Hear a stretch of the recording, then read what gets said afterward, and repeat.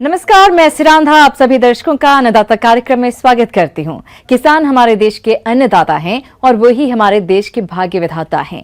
ऐसे ही भारतीय किसानों को खेती बाड़ी से जुड़ी हुई बहुत सी नई लाभकारी जानकारियां देने के लिए हर रोज सुबह हम आपके साथ आते हैं।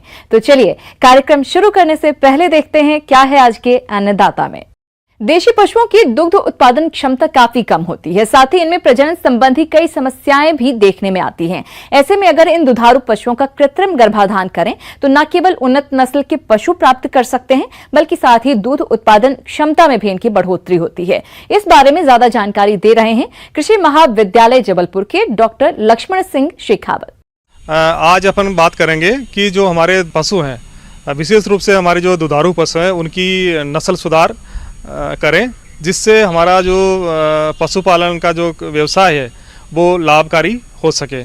इसमें ये ध्यान रखें जो हमारा पशु है वो उसको कृत्रिम गर्भाधान के माध्यम से हम उसकी नस्ल को सुधार सकते हैं। दुग्ध उत्पादन बढ़ाने का सर्वोत्तम उपाय नस्ल सुधार है, जिसे पशुपालन की आधुनिक तकनीक अपनाकर किया जा सकता है। इसमें कृत्रिम गर्भाधान भी शामिल है। पशुपालक को इस बात का खास ख्याल रखना चाहिए कि पशु को समय से गर्भ धारण कराएं। ब्याने के बाद 2 से 3 महीने के अंदर दोबारा पशु गाभिन हो जाए और बच्चा देने का अंतर 12 से 13 महीने से ज्यादा न हो। ये तभी संभव है जब गाय भैंस को भरपूर संतुलित आहार मिले और उनकी प्रबंधन व्यवस्था अच्छी हो।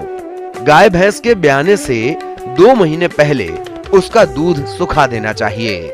दूध सुखाने के लिए 15 से 20 दिन पहले से थनों से धीरे धीरे कम दूध निकालें। इस प्रकार से दूध सूख जाता है। इन 2 महीनों में पशु को पौष्टिक दाना मिश्रण देना चाहिए। इस अवस्था में जितनी अच्छी देखरेख होगी, उतना ही ब्याने के बाद अच्छा दूध उत्पादन लंबे समय तक प्राप्त होगा। किसान भाइयों, एक दुधारू पशु की दूध न देने की अवधि जितनी कम होगी, पशुपालक के लिए उतना ही फायदेमंद होगा। इसके लिए जरूरी है कि ब्याने के 8 से 12 हफ्ते के अंदर गाय भैंस को दोबारा गाभिन करा दिया जाए। यदि पशु इस अवधि में गर्म न हो तो उसे गर्मी में आने की दवा देनी चाहिए। किसान भाइयों, जो कृत्रिम गर्भाधान है उसमें मुख्य रूप से जो प्रजनन का सही समय बहुत ही महत्वपूर्ण है। इसमें किसान भाई ये ध्यान रखेंगे जो हमारा पशुओं का झुंड है उसमें हम 2 तरह के सांड रखते हैं। जैसे एक आपका टीजर बुल है, जो हमारे जो पशुओं का झुंड है, जो हमारा हेड है, उसमें ये डिटेक्ट करता है, ये पता लगाता है कि ये हमारा गाय गर्मी में है, इसी प्रकार हमारी जो ये बच्चियाँ गर्मी में है। तो ये सबसे पहले हमको ये पता होना चाहिए कि हमारा पशु वास्तव में गर्मी में है या हीट में है या नहीं। उसके बाद किसान भाइयों, आपके जो उन्नत नस्ल के सुधार के नियम के अनुसार हमारे जो भी पशु चिकित्सक हैं या जो हमारे कार्यकर्ता हैं जो पशु चिकित्सक है, उनको आप उनकी मदद से आप उनको कृत्रिम गर्भाधान के लिए बुला सकते हैं, उनका सहयोग ले सकते हैं। तो उसमें मुख्य रूप से ये ध्यान रखें कि जो हमारा सीमन है, जो पशु का गर्भित कराने वाला जो वीर्य है वो उत्तम सांड का होना चाहिए। तो उनको हम प्रयोग में ला सकते हैं। और उसमें जो कृत्रिम गर्भाधान में जो अपनाई जाने वाली प्रक्रिया है उसमें मुख्य रूप से हमारे पशुपालक भाई ये ध्यान रखें कि सबसे पहले जो हमारी ब्रीड का चयन करें। उसके बाद उसका जो सीमन एक्स्ट्रा है उस पर उसकी जो उस पर तारीख लिखी होती है उसको चेक करें कि कब ये इसकी पैकिंग हुई है। इसी प्रकार उस एक्स्ट्रा को जो हमारा लिक्विड नाइट्रोजन का जो हमारा सिलेंडर है जो है उसमें से निकालें। उसके बाद वो एक थाविंग की प्रक्रिया होती है कि जो हमारी एक्स्ट्रा है उसको आप सामान्य वातावरण में जो हमारा नॉर्मल टेम्परेचर है उसके अनुसार उसको लाएं। पहले गर्म पानी करें, उसमें उसको एक्स्ट्रा को उसमें डालें, उससे ये थाविंग की प्रोसीजर पूरी होगी। इसके बाद किसान भाई मुख्य रूप से जो कृत्रिम गर्भाधान के लिए पशु को अच्छी तरह बांध दें या सो हमारा सर्विस क्रेट है उसमें खड़ा करें। उसके बाद उसको जो उसका गुदा द्वार है वहाँ से जो एनिमल डंग है, जो गोबर है, उसको निकालें। और उसके बाद जो आपकी जो इंजेक्टर गन है उसको उसके माध्यम से एक्स्ट्रा का जो सीरा पहले आप कैंची से काटें। उसके बाद उसको जो एक्स्ट्रा है उसको लोड करें गन पे और उसके बाद उसको उसकी योनि है उसमें उसको बड़ी सावधानी से इंजेक्ट कराएं और उसको सर्विस का जो मुख है वहाँ उसको गर्भनाल में उसको छोड़े, तब जाके हमारा ये जो कृत्रिम गर्भाधान की प्रक्रिया है वो पूरी होगी। वीर्य सेचन के बाद जल्दी ही गर्भ परीक्षण आर्थिक दृष्टि से महत्वपूर्ण है। गाय व भैंस की परीक्षा कुछ लक्षणों को देखकर ही की जाती है। परंपरागत विधियों में मादा को देखकर गर्भ का अनुमान लगाना, पेट थपथपाना, प्रजनन अभिलेख, वीर्य सेचन के बाद मद में न आना आदि शामिल है। पशुपालक को इस बात का खास ख्याल रखना चाहिए कि पशु को समय से गर्भ धारण कराएं। तो ये इन बातों का किसान भाई ध्यान रखें तो उसकी जो कृत्रिम गर्भाधान की जो प्रक्रिया है वो दर है या उसकी जो सक्सेस दर है वो सही रहेगी और हमारा जो पशुपालन का जो हमारा ब्रीडिंग का प्रोग्राम है वो सफल होगा।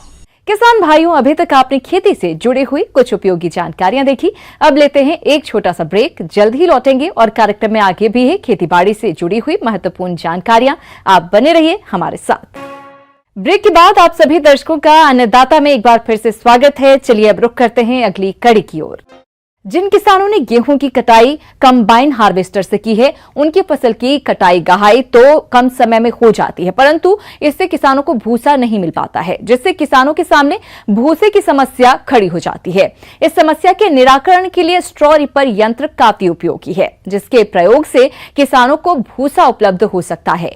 तो स्ट्रॉ रीपर यंत्र किस तरह से कार्य करता है, इस बारे में जानकारी दे रहे हैं कृषि विज्ञान केंद्र शहडोल के डॉक्टर शेखर सिंह बघेल। किसान भाइयों, वर्तमान में हमारे किसानों की जो गेहूं है खेतों में लहलहा रही थी, लेकिन इस वक्त कंबाइन हार्वेस्टर के माध्यम से, जो कि मशीनीकरण का एक इस वक्त समय चल रहा है, और कंबाइन हार्वेस्टर के माध्यम से हम गेहूं की कटाई बहुतायत में हमारे किसान भाई कर रहे हैं। और जब हम कंबाइन हार्वेस्टर का उपयोग करते हैं और मशीन के द्वारा जब कटाई करते हैं तो हमारी गेहूं की फसल लगभग 1 से 1.5 फीट ऊपर से कटाई होती है। और किसानों को इस वक्त सबसे ज़्यादा जो समस्या आ रही है वो है भूसे की। भूसे की जो समस्या है, इसके कारण ही हमारे जो जानवर हैं उनको खाने के लिए विशेष रूप से भूसे की कमी होती जा रही है। और अगर जब खेत में बहुत ज़्यादा जो हमारा नरवई जिसे कहते हैं, या खेत में जो एक्स्ट्रा बचता है, इसके कारण खेतों में लोग किसान भाई जो हमारे वो उसको जला देते हैं, जिससे वातावरण में बहुत ज़्यादा प्रदूषण की समस्या आ रही है। और जो हमारे सबसे आवश्यक जो जीवाणु हैं या सूक्ष्म जीव हैं जो हमारी मिट्टी में पाए जाते हैं, उनको भी नुकसान होता है। साथ ही साथ हमारा जो उपजाऊ जो हमारा एक्स्ट्रा होता है या जो हमारा भूसा होता है, इसका जलाने के कारण नष्ट कर दिया जाता है और हमारे जो जानवर हैं उनको खाने के लिए उपलब्ध नहीं हो पाता। ऐसे समय में हमें चाहिए कि इस भूसे का हम सही एवं उचित उपयोग करें और इसका लाभ हमारे किसान भाई उठा सकते हैं। इसके लिए जो एक्स्ट्रा रीपर है, जिसके माध्यम से हम भूसा तैयार करने की जो मशीन है, इस मशीन का उपयोग करके हम भूसा को निकाल सकते हैं। और भूसा को निकालने के लिए हम इस मशीन का उपयोग करें, और इसको उपयोग करते समय कुछ खास बातें हैं जिसका विशेष रूप से हमारे किसान भाई ध्यान रखें। सबसे पहली बात आती है कि जब भी आप इस मशीन का उपयोग कर रहे हैं तो हमारी जो ट्रैक्टर है उसमें जब लगाते हैं और लगाने के बाद जब आप उसको चलाते हैं तो इस बात का ध्यान रखें कि उसकी स्पीड लगभग 20 से ज़्यादा उसकी स्पीड नहीं होनी चाहिए। अगर आप देखते हैं कि खेत में किसी प्रकार के पत्थर हैं, किसी प्रकार के कंकड़ हैं, या किसी प्रकार के कुछ ऐसी ऊंची नीची ज़मीन है, तो उन स्थानों पर आप इन रीपर का उपयोग ना करें, नहीं तो इसकी जो ब्लेड होती हैं उनको टूटने की संभावना अधिक होती है, क्योंकि ये जो ब्लेड हैं बहुत पतली होती हैं और ये भूसा को कटाई के लिए उपयोग की जा रही हैं। तो इस बात का ध्यान रखते हुए हम खेत समतल हों और अच्छी तरीके से तैयार जो खेत होते हैं उनमें ही हम इन रीपर का उपयोग करें और हम भूसे को तैयार कर सकते हैं। और इस भूसे का हम आगामी समय में हमारे पशु हैं उनको खिलाने में उपयोग कर सकते हैं। किसान भाई, इन सब बातों के साथ कुछ खास बातें हैं जिसका विशेष रूप से आपको ध्यान रखना है। जब भी हम एक्स्ट्रा रीपर मशीन का उपयोग करते हैं तो इसके साथ में एक और ट्राली जो जुड़ी होती है, जिसमें हमें पूरा भूसा जो है तैयार होता है। और भूसा तैयार होने के बाद इस ट्राली में, जो कि पूरी पैक होती है और एक स्थान से इसके अंदर भूसा एकत्र होता रहता है, इस बात का विशेष रूप से ध्यान रखें। जब भी हम उपयोग कर रहे हैं तो इस जो हमारी ट्राली है इसको पूरी तरीके से पैक होना चाहिए, और हमारी रीपर मशीन और इसके बीच में जो भी हमारे संयोजन हैं, जो भी हम जोड़ते हैं, उसमें किसी प्रकार का कोई ढीलापन ना हो, अच्छी तरीके से पैक हो, ताकि कहीं से भूसा उड़े ना। और नहीं भूसा आपका उड़ेगा तो खेतों में फैलेगा और आपको नुकसान होगा, और जो आप उपयोग करना चाह रहे हैं या जिसका लाभ लेना चाह रहे हैं उसमें कहीं ना कहीं आपको आर्थिक रूप से क्षति होगी। ये काफी महंगा कृषि यंत्र है, इसलिए किसान इसे समूह बनाकर भी खरीद सकते हैं और ये यंत्र सुचारू रूप से कार्य करता रहे, इसके लिए ये जरूरी है कि ठीक ढंग से इसका रखरखाव किया जाए। तो आइए जानते हैं इस बारे में। इसके साथ ही कुछ खास बातें हैं, जैसे ट्रैक्टर का जो उपयोग कर रहे हैं उसमें आप हर समय समय पर ग्रीसिंग करते रहें, उसकी हवा का जो है वो देखें, कहीं डीजल की समस्या ना हो। इस प्रकार साथ ही साथ जो रीपर मशीन है उसका जब हम 10 हेक्टेयर के लगभग उपयोग कर लेते हैं तो उसकी जो ब्लेड हैं उनमें धार होना चाहिए और धार करने के बाद ही उनका उपयोग करें, ताकि उसकी जो क्षमता है या इफ़िशियंसी जो होती है मशीन की वो बरकरार रहे और उसकी कम ना हो। इस तरीके से कुछ खास बातें हैं, इनका ध्यान रखते हुए और मशीन का सही समायोजन करके हम अगर भूसा का तैयार करते हैं खेतों से तो निश्चित रूप से आपको आर्थिक रूप से लाभ भी होगा और आप इसका सही आने वाले समय में उपयोग कर पाएंगे।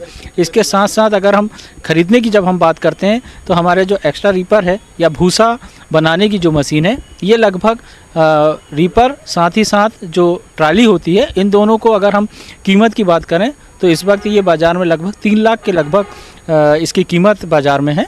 और इसको जब ख़रीदना होता है तो इसको भारत सरकार की ओर से सब्सिडी भी प्राप्त है तो और विभिन्न वर्गों के अनुसार इसमें अलग अलग अनुदान प्राप्त होता है। तो किसान भाई इसके लिए जो हमारे सरकारी कृषि विभाग हैं, जो कृषि अभियांत्रिकी के, इन विभागों से संपर्क करके और जो अनुदान है उनकी जानकारी प्राप्त करके इन मशीनों को प्राप्त कर सकते हैं।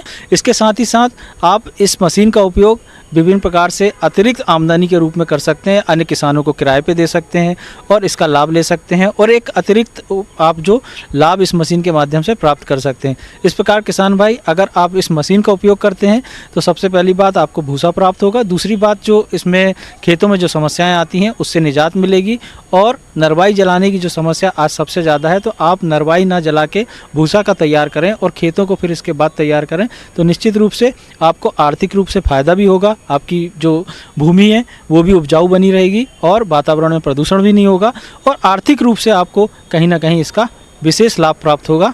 और आगे भी है खेतीबाड़ी से जुड़ी हुई बहुत सी रोचक जानकारियां, पर यहां पर रुकेंगे एक और ब्रेक के लिए, जल्द हाजिर होते हैं।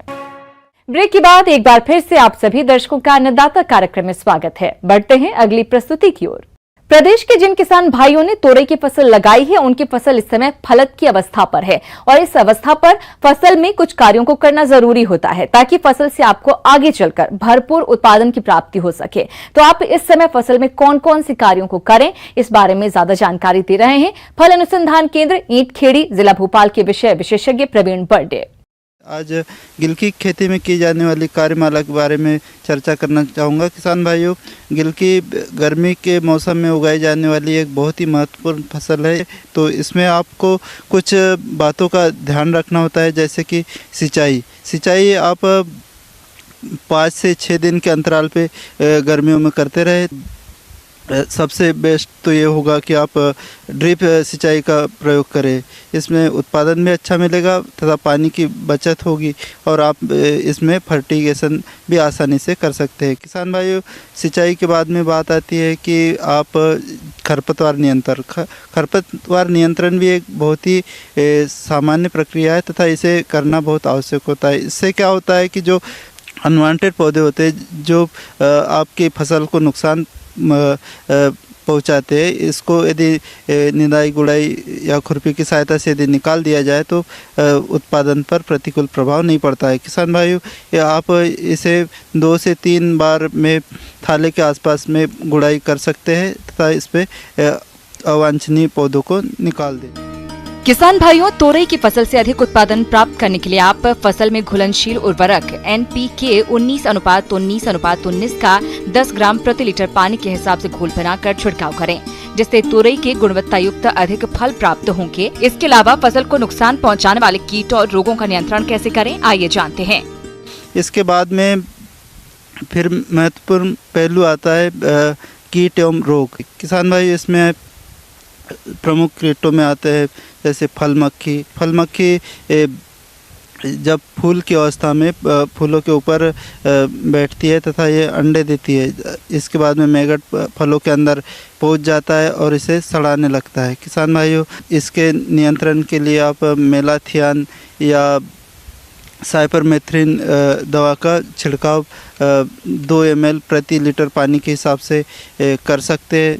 और इसके बाद में यदि आप देखते हैं कि फल मक्खी के अलावा आप लाल भ्रग जिसे कि कद्दू का लाल की बीटल भी कह सकते हैं, यह काफ़ी हानि पहुंचाता है। इसके कारण पत्तियों पर छेद बन जाते हैं तथा पत्तियां छिद्री हो जाती है। ये इसमें सिर्फ ये कीड़ा इतना हानि पहुंचाता है कि पत्तियों की जो नसें होती है वही दिखाई देती है तथा काफ़ी भाग क्लोरोफिल वगैरह खा चुका होता है। किसान भाइयों, इसके नियंत्रण के लिए आप क्लोरोपाइरिफास दवा का छिड़काव 2 ml प्रति लीटर पानी के हिसाब से यदि करते हैं तो इसका नियंत्रण हो जाता है। तुरई की फसल को पीला मोजेक विषाणु रोग द्वारा अधिक नुकसान होता है। इस रोग के कारण पौधे की नई पत्तियां छोटी रह जाती हैं, उन पर पीले धब्बे दिखाई देते हैं, पत्तियां सिकुड़ जाती हैं और फल विकृत हो जाते हैं। रोग का प्रकोप अधिक होने पर फल बिल्कुल नहीं बनते। इस रोग को सफेद मक्खी कीट द्वारा रोगी पौधे से स्वस्थ पौधों में फैलाया जाता है। इसके नियंत्रण के लिए सबसे पहले रोग ग्रसित पौधों को उखाड़कर नष्ट करें तथा सफेद मक्खी के नियंत्रण के लिए इमिडाक्लोप्रिड दवा की 1 मिलीलीटर मात्रा का 3 लीटर पानी के हिसाब से घोल बनाकर छिड़काव करें। इसके अलावा तोरई की फसल को नुकसान पहुंचाने वाले भभूतिया रोग का नियंत्रण कैसे करें, आइए जानते हैं। इसके बाद में पाउडरी मिल्ड्यू रोग है, जिसे चूर्णी लासिता भी बोलते हैं। इसके कारण पत्तियों पर सफ़ेद रंग के पाउडर जैसा चूर्ण बन जाता है, जिससे कि पत्तियां बाद में पीली पड़ के गिरने लगती है तथा उपज पर प्रतिकूल प्रभाव पड़ता है। किसान भाई, इसके लिए आप जिसे लिक्विड सल्फर बोलते हैं, इसका 2 से 2.5 ml प्रति लीटर के हिसाब से पानी में यदि छिड़काव करते तो इसका प्रभावी नियंत्रण हो जाता है। इसके बाद में आता है एंथ्रेक्नोज। एंथ्रेक्नोज के कारण फल सड़ने लगते हैं तथा काफ़ी नुकसान पहुंचाता है। इस बीमारी के कारण पहले छोटे छोटे धब्बे बनते हैं पत्तियों पे तथा फलों पे, बाद में ये सड़न पैदा कर देते हैं। किसान भाई, इसके लिए कार्बन डाइजिन प्लस मैनकोजेब या मैनकोजेब अकेला ये लेके आप 1.5 से 2 ग्राम प्रति लीटर पानी के हिसाब से इसका छिड़काव करें। इस प्रकार से 3 से 4 यदि छिड़काव आप करते हैं तो इस बीमारी से निजात पा सकते हैं। किसान भाई, इन्हीं सब बातों का ध्यान रखते हुए यदि गिल की खेती की जाती है तो आप अपने खेत से अच्छा बम्पर पैदावार के साथ में अच्छा मुनाफा। अन्नदाता हेल्पलाइन निःशुल्क फोन संपर्क सेवा के माध्यम से आपके द्वारा पूछे गए प्रश्नों में से 1 या 2 महत्वपूर्ण प्रश्न को हम अपने कार्यक्रम में शामिल करते हैं। इसी के तहत आज का चयनित प्रश्न और उसका जवाब इस प्रकार है। मिर्च अपने तीखे गुणों के कारण मसाला की मुख्य फसल है। इसकी खेती से किसान वर्ष भर अच्छा लाभ कमाते हैं। कभी कभी रोगों के कारण इसका उत्पादन कम हो जाता है और जो किसान समय रहते रोगों की सही पहचान करके नियंत्रण कर लेते हैं, वो इससे अच्छा खासा मुनाफा भी कमाते हैं। तो चलिए जानते हैं कि मिर्च की फसल में लगने वाले रोगों के कारण, लक्षण और रोकथाम के बारे में, जो इस प्रकार से है। एंथ्रेक्नोज रोग। ये रोग कोलेटोट्राइकम नामक फफूंद से होता है। रोग के शुरुआती लक्षणों में पत्तियों पर छोटे छोटे विशेष आकार के गहरे भूरे और काले धब्बे बनते हैं। रोग के तीव्र होने पर शाखाएं ऊपर से नीचे की तरफ सूखने लगती हैं। फलों के पकने की अवस्था में छोटे छोटे काले गोल धब्बे बनने लगते हैं। बाद में इनका रंग धूसर हो जाता है, जिसके किनारों पर गहरे रंग की रेखा होती है। प्रभावित फल समय से पहले झड़ने लगते हैं। अधिक आर्द्रता इस रोग को फैलाने में सहायक होती है। एंथ्रेक्नोज रोग नियंत्रण के उपाय। इस रोग से फसल को बचाव के लिए मैंकोजेब या कार्बन डाइजिन नामक दवा 2 ग्राम दवा प्रति लीटर पानी में घोल बनाकर परड़ी छिड़काव करें तो काफी हद तक इस रोग की रोकथाम हो जाती है। लीफ कर्ल, मरोडिया या चुर्रा मुर्रा रोग। ये मिर्च की एक भयंकर बीमारी है। ये एक विषाणु जनित रोग है। ये रोग फसल में ज्यादातर आता है। इसमें पत्तियां अनियमित ढंग से मुड़ जाती हैं और पौधे की वृद्धि रुक जाती है तथा फलों का आकार छोटा होने लगता है। अधिक प्रकोप होने पर पौधा फल विहीन हो जाता है। अगर इसका समय रहते नहीं नियंत्रण किया गया तो ये पैदावार को भारी नुकसान पहुंचाता है। लीफ कर्ल रोग का नियंत्रण। ये एक विषाणु रोग है। ये रोग सफेद मक्खी से फैलता है, अतः इसका नियंत्रण भी सफेद मक्खी से छुटकारा पाकर ही किया जा सकता है। इस रोग से बचाव के लिए मिर्च की क्यारी में बुआई से पूर्व कार्बोफ्यूरान 3G 8 से 10 ग्राम प्रति वर्ग मीटर के हिसाब से भूमि में मिलाएं तथा पौधरोपण के 15 से 20 दिन बाद डाइमिथोएट 30 EC 1 मिलीलीटर दवा प्रति लीटर पानी या इमिडाक्लोप्रिड 1 मिलीलीटर 3 लीटर पानी की दर से घोलकर फसल पर छिड़काव करें। ये छिड़काव 10 से 12 दिन के अंतराल पर आवश्यकता अनुसार दोहराएं। फूल आने के बाद उपरोक्त कीटनाशक दवाओं के स्थान पर मैलाथियन 50 EC 1 मिलीलीटर प्रति लीटर पानी के हिसाब से छिड़काव करें। अधिकतम रोग ग्रस्त पौधों को उखाड़कर नष्ट कर दें। इसके अलावा रोग की प्रतिरोधी किस्में जैसे पूसा ज्वाला, पूसा सदाबहार और पंत C1 को लगाना चाहिए। इससे रोगों की समस्या आपकी फसल में नहीं आएगी और मिर्च की भरपूर पैदावार मिलेगी, जिससे अच्छा खासा मुनाफा मिलेगा। अब आइए देखते हैं कल दिखाए जाने वाले कार्यक्रम की मुख्य झलकियां। किसान भाइयों, अन्नदाता आपकी सेवा के लिए संकल्परत है। कृषि संबंधित समस्या एवं सुझावों के लिए आप हमें इस पते पर संपर्क कर सकते हैं। प्रोड्यूसर अन्नदाता, news 18 Madhya Pradesh Chhattisgarh, Ramoji film city Hyderabad 501512। साथ ही आप हमें ईमेल भी कर सकते हैं। हमारा ईमेल है p18annadatamp@nw18.com। इसके अतिरिक्त आप हमें निःशुल्क हेल्पलाइन नंबर 180041921555 पर सोमवार से शनिवार सुबह 10 बजे से शाम 4 बजे के बीच संपर्क कर सकते हैं। किसान भाइयों, अब समय हो रहा है आपसे विदा लेने का, तो हमारी पूरी अन्नदाता टीम को दीजिए इजाजत। कल फिर आपसे मुलाकात होगी कृषि संबंधित कुछ और महत्वपूर्ण जानकारियों के साथ। नमस्कार।